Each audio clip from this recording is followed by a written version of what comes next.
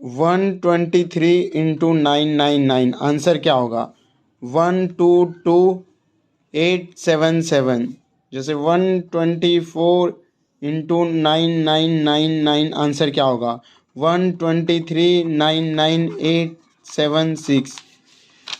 इसको करते कैसे, मैं स्टेप बाय स्टेप बताने जा रहा हूँ।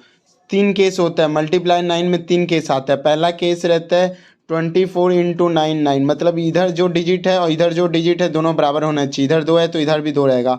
फिर उसके बाद एक काम करते हैं, 24 माइनस 1 23।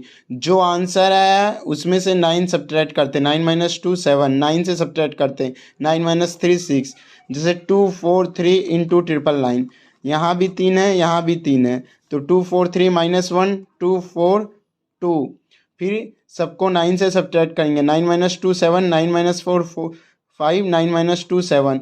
और 9 से जब भी मल्टीप्लाई करते हैं, देखो यहाँ 2 डिजिट, यहाँ पे 2 डिजिट, आंसर आएगा 4 डिजिट में। यहाँ 3 डिजिट, यहाँ 3 डिजिट, आंसर आएगा 6 डिजिट में। दूसरा केस क्या होता है, जैसे 24 इंटू 999। इस केस में क्या होता है, यहाँ पे एक डिजिट कम हो जाता है, या जितना भी नंबर, यहाँ 3 डिजिट है, यहाँ 2 हो गया, यहाँ 4 रहेगा, यहाँ 2 जाएगा, मतलब इधर का नंबर कम हो जाता है। तो दोनों को बराबर करने के लिए इधर मैं 0 भी लगा सकता हूँ। आपको पता ही होगा, नंबर 24 हो या 024 हो या 0024 हो, वैल्यू सेम होता है। तो इसमें मैं एक 0 लगा के वैल्यू बराबर कर दिया। अब एक कम करूँगा तो 023। अब सभी डिजिट को 9 से सब्ट्रैक्ट करेंगे। 9 माइनस 0 9, 9 माइनस 2 7, 9 माइनस 3 6। तो क्या हमेशा 0 डालेंगे? नहीं। जितना देखो, दूसरा एग्जांपल देखो, 67 इंटू 4999, 2 9 एक्स्ट्रा है, तो 67 में से एक कम किए 66। जितना 9 एक्स्ट्रा रहता है उतना 9 पुट कर दो। 2 9 एक्स्ट्रा है तो 2 9 पुट कर दिए। अब इसको 9 से सब्ट्रैक्ट करेंगे। 9 माइनस 6 3, 9 माइनस 6 3।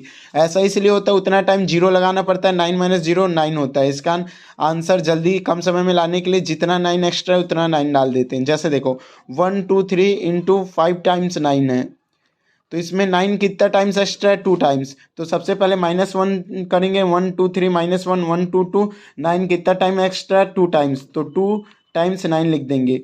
फिर इसको जो आंसर 1 से सब्ट्रैक्ट करने बाद आया था उसको 9 से सब्ट्रैक्ट करते हैं। 9 माइनस 1 8, 9 माइनस 2 7, 9 माइनस 2 7।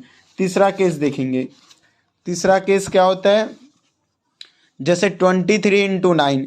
इस केस में 9 कम हो जाता है। अब 9 से मल्टीप्लाई करना है, तो यहाँ 2 है, यहाँ 1 है, तो मैं 0 नहीं लगा सकता क्योंकि 9 होना चाहिए। अब मैं 9 लगा दूंगा तो वैल्यू चेंज हो जाएगा। तो सबसे पहले इसको एक कम करते हैं, दैट इज 22। 23 माइनस 1 22। अब एक ही 9 है तो मैं एक ही डिजिट 9 से सब्ट्रैक्ट कर सकता हूँ। 9 माइनस 2 7, मतलब ये एक डिजिट बच गया।